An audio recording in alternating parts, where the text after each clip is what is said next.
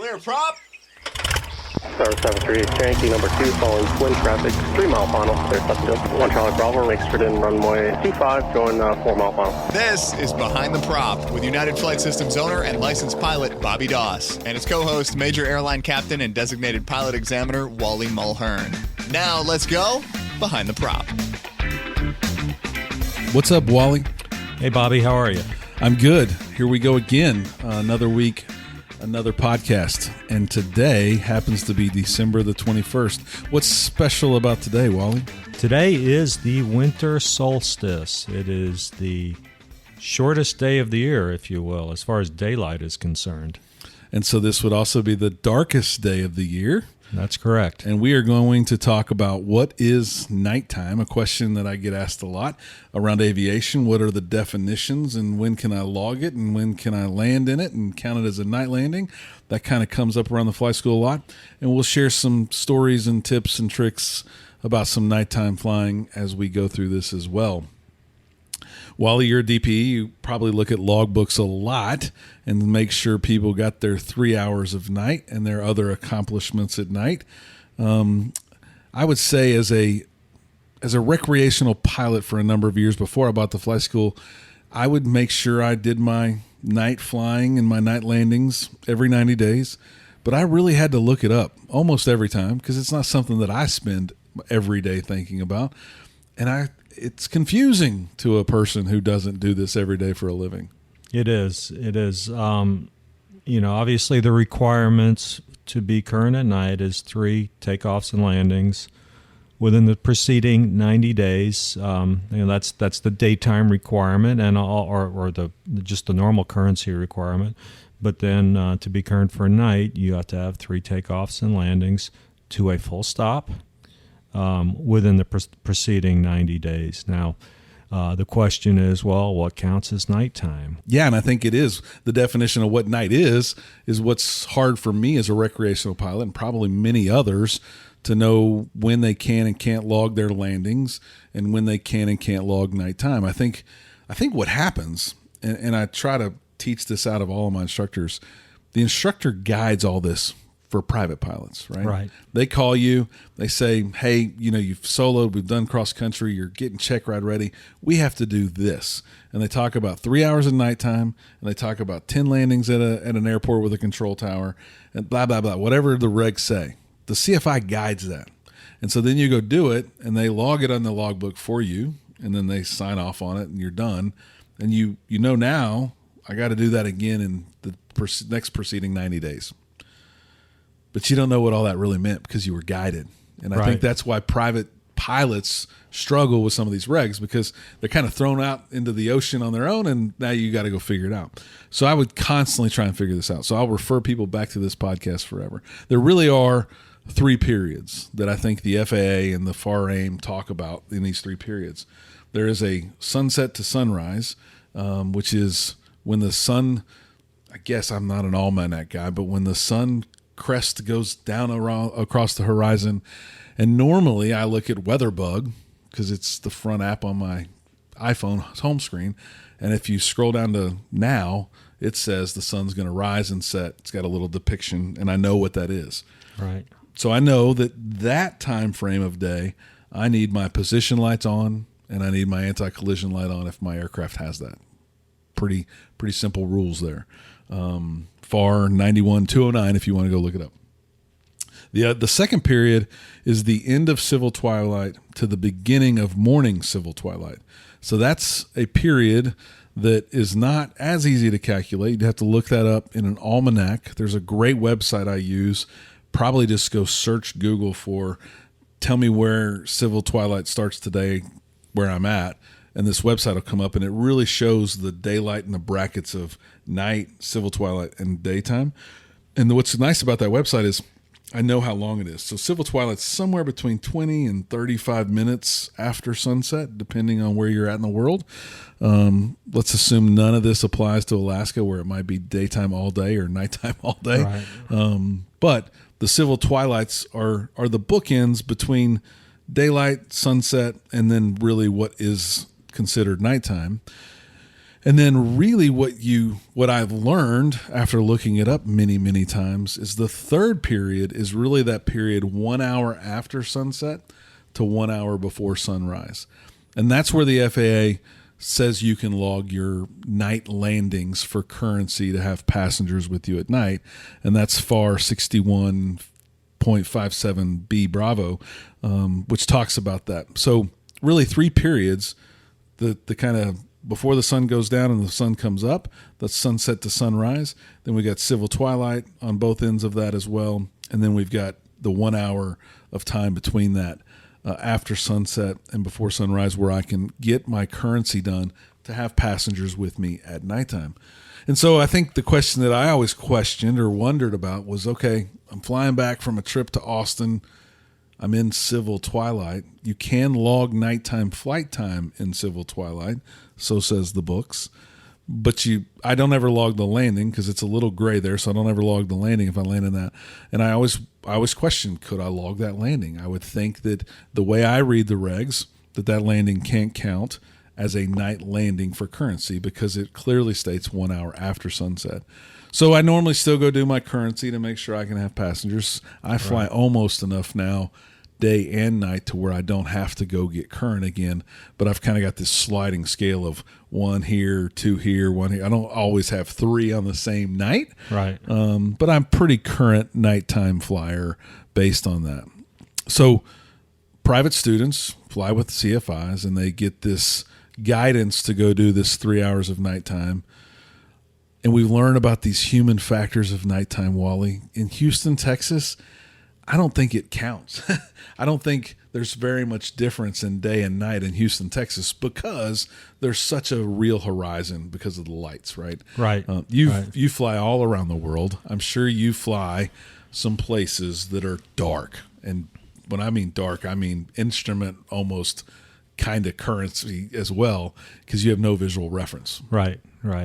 And it is, it can be a challenge. I've always thought that one thing that we talk about on check rides is systems, and one system that we talk about is the vacuum system or the gyroscopic system in smaller airplanes, and what a vacuum pump failure would look like in a given airplane. And as we're getting into more modern airplanes that have glass cockpits, a lot of airplanes are just totally removing the vacuum system. But I've always thought that as I was a young pilot, I probably had 3 or 4 occasions before I had 300 hours where I lost a vacuum pump. And so I got very proficient with it. And as I was an instrument instructor, I would say about 60% of the time that my students flew, we covered up the gyro instruments and did partial panel. So my students are always very, very proficient at partial panel. But, day VFR, day VMC, the loss of a vacuum pump, I think you would recognize it by looking out and seeing that, hey, this artificial horizon or this attitude indicator is not working properly. It tells me that I'm at a 20-degree bank and I've got the wings straight and level.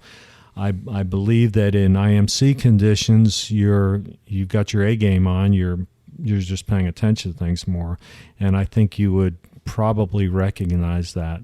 The one that is always very scary for me is night VMC conditions. You're lulled into a false sense that everything is fine, and a loss of a vacuum pump could let you put the airplane in an undesirable state just by following the attitude indicator. Especially if you've got no horizon. I remember. And this isn't nighttime, but this is daytime. I very distinctly remember flying the day after John F. Kennedy Jr. Crashed his Saratoga up in the Northeast. I was going into Norfolk, Virginia, and it was the day after this happened. and we were out over the water, and there was just absolutely no horizon, and we're turning back into land there. And I remember commenting to the first officer how it was just brown. It wasn't gray. There was a brown tint, how there was absolutely no horizon, and how I could just imagine being out there in a small general aviation airplane. We came in and we landed, and then we all got the news that he was missing, or at this point, maybe they've even found him. So it can be a very, very tough situation. But as you said, here in Houston, we have a lot of lights, but out in the more remote areas, it can be quite a challenge. Yeah, and I was lucky here when I did my nighttime directed training with my instructor. We flew out to Galveston, and we did our landings at a controlled tower field at Galveston with the tower operating. And what was interesting was we were out there all alone, so we did some, and it was calm. We did some landings in both directions because he was really trying to let me see and feel what it looked like. And when you take out over the water in Galveston, there's a few lights out there because you can see the oil rigs or oil platforms, but they're at different depths, so they make almost a bad horizon because they're not all lined up there. Right. And what happens is you get off the runway and you get out over the shore, it's black. I mean, that water is black. And maybe you see these few lights, but they aren't sequenced right in a line. So it definitely gives you that sensation that you might feel in the soup of feeling like you're leaning one way or turning one way when you're not. It's very, very awkward. So night in Houston, Texas, inland might not be that tricky because you have a real horizon out there that you're getting to see. But as I fly further west into Austin, there's more hills, less territory with housing and lights on it. And I have been disoriented a couple times in the northern Austin territory where, 10 o'clock, no football stadiums have lights on anymore, no tennis courts, no big bright lights are on out there. It can be a little bit surprising just how much you have to depend on those instruments. So if they fail, that would be a miserable sight. Whether you were an IMC or VMC, it might get you off guard for sure. Yeah. So we talked about the 3 periods. Obviously, the 3 periods are important to your aviation career on when you can and can't log nighttime. We talked about some strategies you used to introduce nighttime to students when you were an instructor. You want to talk us a little bit of going from maybe 5 p.m. to 7 p.m. When the sun sets at 6 p.m. to introduce it to students? Yeah, that was the technique I always used is rather than just say, hey, let's show up at 10 o'clock at night and go do some night flying, I would always have them come out and fly as the sun went down. And we may just stay in the pattern and do that. But first of all, you're doing the pre-flight and all that in the daytime, and it just gives a little bit better transition to the nighttime, I believe. And after you've flown an hour, all of a sudden you comment to the student that you realize that we're flying and it's nighttime now, and we can't, we don't have any sunlight or anything. So I think it's a better transition. It's what I used. It worked for me. It was actually a suggestion that my father gave me, who had been a flight instructor. And he suggested that I do it that way. And so anytime I wanted to get current on my own to go out, and that's what I would do, is I would just take off just as the sun was going down, and maybe go out and fly around a little bit and come in and get my landings done after the 1 hour. Yeah, and this later fall, almost winter time of year for us here in Houston, I joke with people, but the sun seems to go down a lot faster. Once it gets on the horizon, it goes from dusk to dark fairly quick. Whereas I think in the summertime, it's got to be the pitch of the earth that causes this. You might see dusk for an hour and 10 minutes, whereas in the wintertime, we see dusk for less than 30 minutes. And that's obviously why civil twilight is at different lengths throughout different times of the year. Which can impact the way you fly and log nighttime as well. I fly quite a bit between here and Austin. I've said it many times on the podcast. My daughter goes to the University of Texas, Hook 'em, and we fly there for different events and different occasions, and we fly back a lot. And there's a period, probably the first half of that flight, that is much darker than the second half. Once you kind of get to Brenham, you can start seeing the city, and it's much, much easier to see. But one of the things that I do with passengers, whether they're pilots or not pilots, is I play a little game to myself called Find the Beacon. And I've got between here and Austin, or Austin and here, there's hundreds of airports somewhere on that track, many of them private without beacons. But I want to know where the next beacon is that I could use, or what's the closest beacon that I could use. And I to myself, as I learned and got better, and to pilots that fly with me, I challenge them. And I still find that people make mistakes on where the closest airport is. Forget that I'm in a G1000 a lot of the time and I can hit a nearest button, but I do it by sight. So we'll find from Austin, first one we'll see is probably Giddings Airport with runway lights and a beacon. And I'll ask them, do they see it? And we know what heading it's on normally. We're looking for it. And then you find the beacon and you figure out, how far is that? Could I glide there? Could I get to that? Is that really the best option for me to land? That's what I'm thinking in a case of an emergency. And I'll challenge pilots. And then we'll pass Giddings off our right wing there as Giddings goes by. And the next one that we're going to cross is normally Brenham. And I play the game with people of where are we going to go? Like right now, where are we going to go? And it's almost, it's probably a little scary that most often people say Brenham right after Giddings is off our right wing and no longer in our eyesight. We lose the beacon behind us. But Wally, you know the right answer. What's the closest airport? Yeah, it may be the one that's behind you. Yeah, it's right behind you. And I compare this to the safety briefing the flight attendants give you on an airliner. They'll say, locate the nearest exit, keeping in mind that the nearest exit may be behind you. Yeah.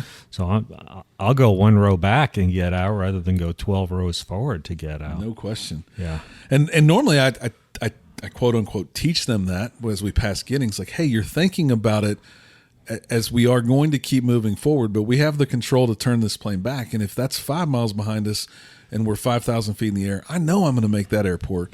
And if Brenham's 13 miles in front of us, I might not make Brenham. Yeah. So, and that would indicate probably a full engine failure. But as we get to Brenham, I play that game again. We find the beacon. We know where College Station is. We know where the beacon for Brenham is. We can see the city of Brenham. And as soon as we cross Brenham, I start talking about Dan Jones and hooks and what we're getting to next. And that's a good 20, 30 nautical miles away. And I'll let some time pass and I'll say, okay, where are we going to go now? And hopefully most of my people that are flying with me say back to Brenham, but I've had that occasional student that it took multiple times for me to teach them and educate them. Brenham's still closer. Right. We're 5 miles up, 5,500 feet in the air, 5 miles away. We can get to Brenham. We can't get to hooks. And so I would say at nighttime, play that game with yourself, stay alert, use that beacon game to know where you're going to point the plane to turn and go, and keep in mind that the one that's behind you is going to be closer and closer and closer for a while. Right. But there's some point where you're going to cross a line where you want to give up on that one and start looking at the next one for sure. Right. What other nighttime tricks or training tips have you given other flight instructors? Or maybe I know you don't do check rides at night. What do you hear or see in the aviation community that we need to do better with at night, Wally? Well, one thing I see is when I'm looking at an applicant's logbook, and for our example, we use a private pilot candidate. A private pilot candidate is required to have 3 hours of night time. They're required to have 10 full stop takeoffs and landings. And they're also required to have a night cross country. I will usually see all that documented, and most of the people at this airport, most of the schools do exactly what you said. They take students down to Galveston. It's a nice little trip. They get to go through the I-10 corridor through downtown Houston, which is pretty scenic, actually. and it meets the requirements of the cross country. So it's a pretty good little cross country trip. But one thing I see occasionally, and it's not wrong, but I think it violates the intent. As a private pilot candidate, in addition to the nighttime, you are supposed to have or are required to have 3 hours of instrument time. So what about doing some instrument time on your night cross country? Well, there's nothing that says you can't do it, but I believe that it really, I won't say violates the intent, but I don't think you're giving your student the best opportunity, because 3 hours of nighttime is not a whole lot. 3 hours of instrument time is not a whole lot. Okay, so then we start mixing those together. What good are we doing? And we're talking about a private pilot candidate. I want to give them as much time to look out the window and show them what things look like on the ground. For instance, if we have an engine failure at night in a single-engine airplane, obviously we're going to go down. What am I aiming for? Am I aiming for lights, or am I aiming for dark spots? Well, probably want to be aiming for a dark spot.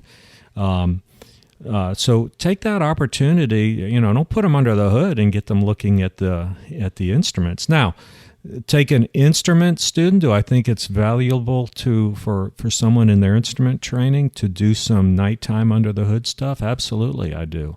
But for a private pilot candidate, I kind of think that these ought to be separate. Yeah, I think people do that, Wally, thinking they're saving some money, and we've done an episode on the economics of flight training where people can understand what we think are good ways maybe to save money. But I think, as you said, that's 12% of the regulation minimums, 6 hours of private pilot flight training. We know they're probably going to fly closer to 60, so we're talking 10%. Let's give them all that 10% and don't cut it in half. I would say some of the most valuable flight training that I got during my instrument time was a really windy, gusty nighttime that we did approaches at 6 different airports and probably flew for 3.5 hours, and it was bumpy and it was a lot of work and it was stressful. But I really feel confident that I could fly an approach at night in gusty winds. Yeah. And I wouldn't be nervous. I wouldn't be worried about it. I might not choose to go like I did that night, but we knew it was going to be a great training night. And that the loss of other visual cues, whether it be the corner of the foggles, whether it be the ground going past you in the windows that you can see, it really helped me be a better instrument student for sure when I got to do that at night. But I don't think you should, quote unquote, double dip some of those things in the private days for sure. So I guess with that, we'll wrap up this podcast. 3 periods real quick again: sunset to sunrise. That's when the sun goes down until the sun comes up. Wherever you're at, you need your position lights and anti-collision light on if you have one. That's FAR AIM 91-209. And the second period is the end of civil twilight to the beginning of morning civil twilight. You can log night from bookend to bookend there. So you can log nighttime in civil twilight. But I don't log my landings in civil twilight because I don't think that the FAR or the AIM reference that enough to make that truly nighttime. And then the third period is the one that's probably most important to everyone, and the one we need to remember. And it's 1 hour after sunset to 1 hour before sunrise. That's when we can log our landings. You need 3 landings to a full stop so that you're current to carry passengers at nighttime. That's FAR 6157B. So, as we wrap, the longest nighttime day of the year, the winter solstice, we are on that day. So if you haven't done your nighttime currency lately, go rent a plane and get nighttime current so that you can have passengers and be legal. With that, as always, fly safe, be safe, and stay behind the prop. Thanks for listening. Thanks for checking out the Behind the Prop podcast. Be sure to click subscribe and check us out online at BehindTheProp.com. Behind the Prop is recorded in Houston, Texas. Creator and host is Bobby Doss. Co-host is Wally Mulhern. The show is for entertainment purposes only and is not meant to replace actual flight instruction. Thanks for listening, and remember, fly safe.